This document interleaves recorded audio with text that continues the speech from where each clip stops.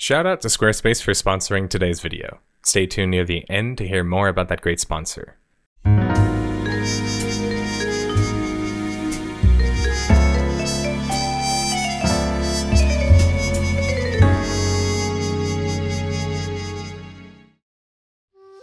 Good day, detectives. I've returned from vacation and I've had some much needed rest. And believe me, even if I'm away, it's impossible for me to ignore what's been going on with Amazon Game Studios' new MMORPG, New World. Whether it was because of the server transfer troubles that plagued gamers or because of the duping that culminated in a complete annihilation of the economy, there are unfortunately more problems, but those are probably the most significant ones that come to mind. New World is on a decline, and it's a tremendous decline. This should be assumed of every MMO that has ever been released after 1 to 2 months of launch, and the data backs that up, but it's no longer debatable that the population decline for New World is not normal, and is very much related to the issues aforementioned. This video sums up my thoughts in one take and will go into my involvement and extensive history with New World, including my time as an alpha tester being flown out to test the game, and address the large issues present in New World and sum up my thoughts on them from the game from its alpha state to post-launch, and the game's longevity going forward after that. My involvement with New World began on June 15, 2018. When I was flown to the AGS studios in Irvine, California, alongside a group of 6 to 7 other creators to provide feedback for the New World Alpha. The entire trip was fantastic. They put us up in a nice hotel, organized meals for us at every turn, and gave us plenty of opportunities to talk to and listen to the project creators. I was amazed by the whole thing. They even had sessions where they invited us in and let us stand up and tell developers our experiences and give them our, advice or whatever and see how they reacted to such. That being said, there were cracks forming even as far back as then, but I was under NDA and I was unable to discuss any of the details. Well, until now, and that's kind of what you guys are getting in this video, my unadulterated thoughts. The hopes for the game to be a top stream game right out of the gate, according to Lord Bezos, were among the things that stood out as unfavorable aspects of the trip. That was a touch concerning, because while MMOs had Twitch fans, they weren't known for being top performers. The absence of MMO development on the workforce was another issue. This was evident to me because when I told developers about my gaming experiences, they told me about theirs, I was surprised to see how little experience that the Amazon developers had actually working on AAA MMOs and just MMOs in general. But given how difficult it is to break into the MMO industry, I was ready to overlook that. My main gripe about the entire trip stemmed from the game itself, actually. The game was an alpha every, sense of the word. There were no points of interest, no lore, just 4 to 5 enemy types, and fighting was more like Dark Souls than an MMO. Building was freeform, similar to a survival game, so you could build wherever you wanted, but only with a restricted preset of buildings, so it was still very constrained in some ways. These are all areas that could be improved over time, and the content creators seemed to recognize this when they brought it up in developer meetings. My biggest issue came from me predicting the entire direction change from New World from the beginning, which is the whole shift from PvP focus to more PvE focus, as said by the lead developer behind the title. And that's regarding the criminal system in New World early on. Well, the system early on was just a flagging system that allowed you to PK players, which meant that you could become a criminal and murder players once flagged. The usual downsides would apply, such as a basic morality system and being killed on sight to other players, and they kind of thought that this was going to be enough of a deterrent, and problem is it wasn't. It wasn't even enough of a deterrent back in 1999 when Ultima Online came out with such a similar system. Before people think I'm just condemning PvP, I'm actually not. I'm a huge fan of it. I'm condemning that a bad system was used nearly 20 years later. During one of our 4-hour test sessions at Amazon, I flagged using the criminal system and proceeded to kill all of the other content creators on repeat. Not necessarily because I was just being an asshole, but because it was so easy to do. Most of them weren't MMO players or even PvPers, and there was no downside for me, repeatedly killing them and taking their stuff every time they tried to loot something. It was kind of unexpected that just me, myself, was able to cause so much havoc in the game, and the deterrence didn't seem to really matter. That's because, as previously said, the systems were simply insufficient to discourage undesirable PvP behaviors like ganking and hence promote more PvP overall. A variety of methods were going to need to be implemented, not just one, not just two. When I advised the developers that the system needed work, they assured me that it was simply a prototype. Unfortunately, as many of you would know, this was the exact same system that players would later on rip apart and moan about incessantly when they went into beta. I also gave developers some examples of ways to add additional depth to PvP, like trade caravans and more points of interest and lore in the world, which would help both contribute to PvP and PvE and just really the overall global feel of the game, since it felt rather empty, even if beautiful. Complaining is inevitable with full loop PvP in general, so you kind of expect that to a certain extent, which the game would move away from during the transition that I just mentioned. But Amazon seems unwilling not only to correct their own problematic system, but also to deal with the kind of backlash that comes with making a risky kind of game. But that's what New World was supposed to be. The whole entire idea of the game is supposed to be, well, you're this colonizer in some warped version of the world, with demons and monsters and the like, that's bound to encounter PvP and very harsh environments. After New World faced the backlash in beta regarding the criminal system, it seemed to relax entirely on the stances there. But for me, that's what made New World lose a lot of the charm. It was no longer this new dangerous world, but by closed and open beta, just a new world. While I applaud the change of direction, it was still a band-aid solution because it was evident that Amazon Game Studios didn't have the stamina to create the aforementioned risky game.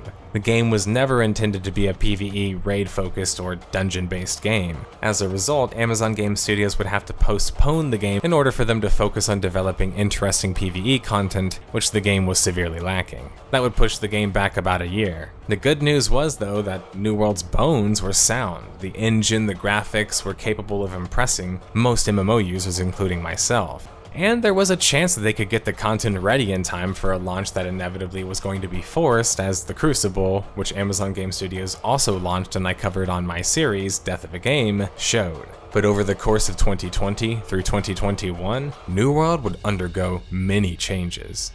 New World's beta, we would see many of these new changes. The quests, if you can call them that, were 5-minute developer jobs seemingly, with little to no lore or interesting mechanics present. Some literally just being kill X amount of things, or just go stand here for a little bit. The settlement system was present and allowed for upgrades and being controlled by a specific clan of a specific faction, but this is kind of where some of the issues lied, because I was told by a guild of power gamers who tested the game during the time that they were able to create a near infinite amount of wealth due to capturing a settlement and taxing the people in.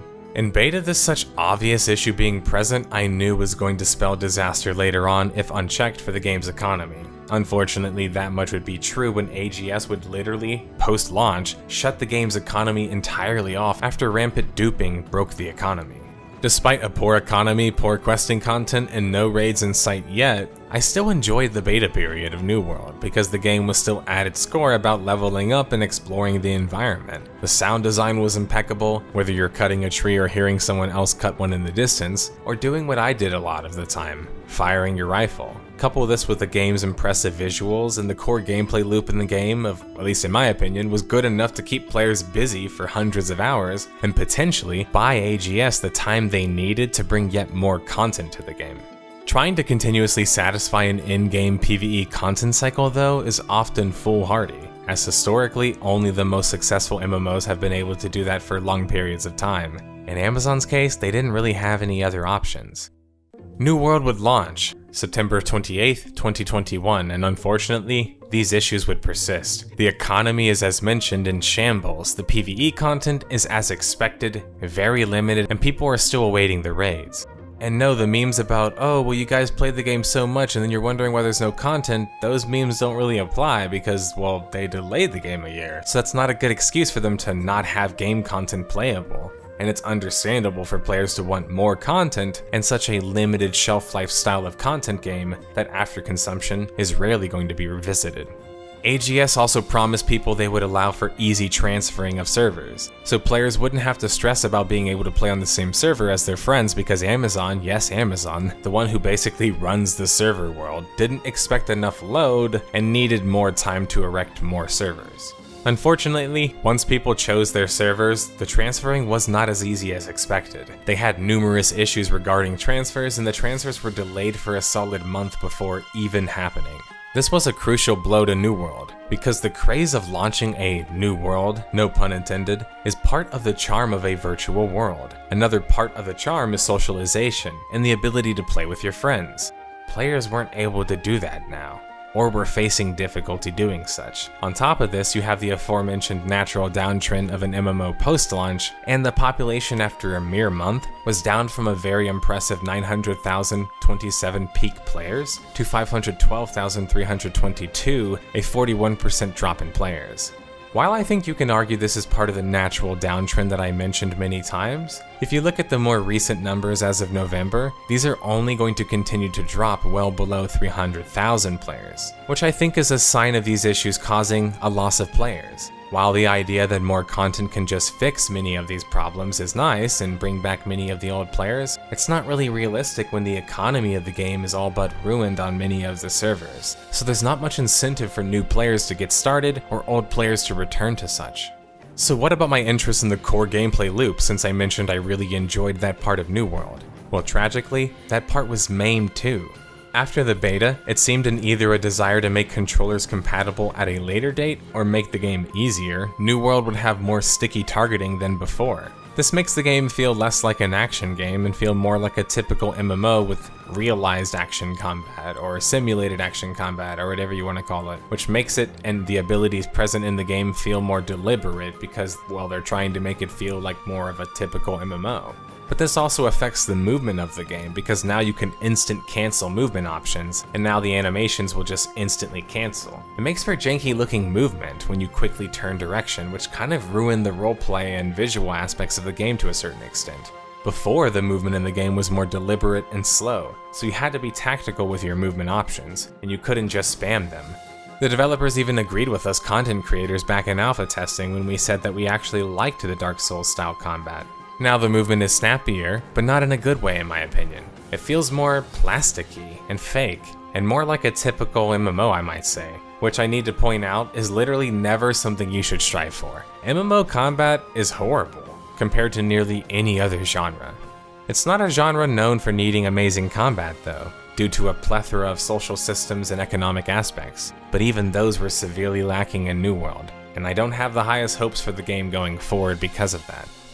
I think New World will continue to falter in population, but will not cease to exist. Instead, it will strike up an existence similar to a title like Fallout 76, which still gets regular updates, just never updates that push the game to where it was expected to be originally.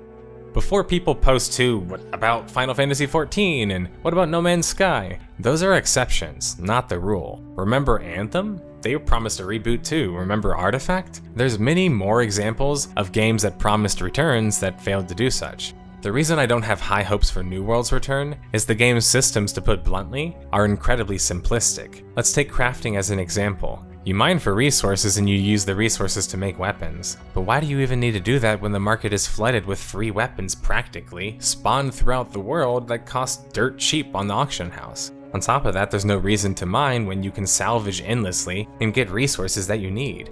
So essentially the crafting system falls apart at the seams primarily because it lacks proper depth. Sure, there's the whole random rare weapon craft factor, but materials don't have different grades, and rare weapons are just a dime a dozen, which makes getting one or crafting one not even feel that special. If I'm being a bit short here, it's because I kinda am a bit ruthless when it comes to developers and games launching with subpar systems to games that launched nearly decades before. You have the blueprint right in front of you, just go out and play and study those games before you attempt to make such a massive undertaking of a game called an MMO.